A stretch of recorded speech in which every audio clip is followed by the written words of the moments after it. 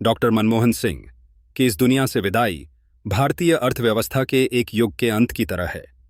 लगभग 3 दशक से भी ज्यादा पहले 24 जुलाई 1991 को डॉक्टर मनमोहन सिंह ने वित्त मंत्री के रूप में अपना ऐतिहासिक बजट पेश किया था।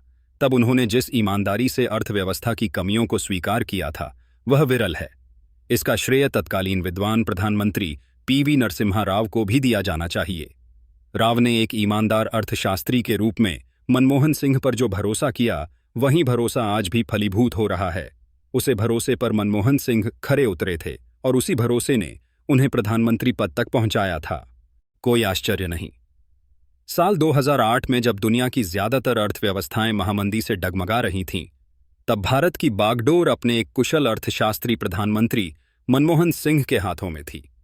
भारत अपनी उदार नीतियों और छोटी बचत की वजह से उस महामंदी से बच गया।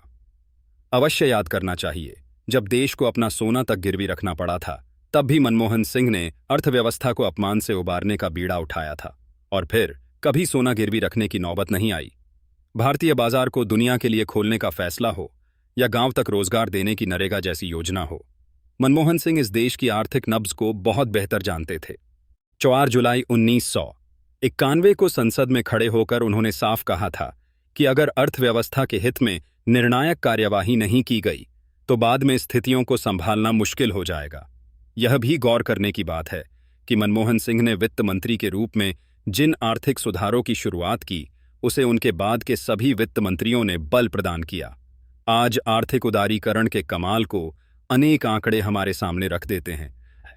1990 से पहले विश्व जीडीपी में भारत का योगदान मुश्किल से 1% था, जो अब 9% के करीब पहुंच रहा है।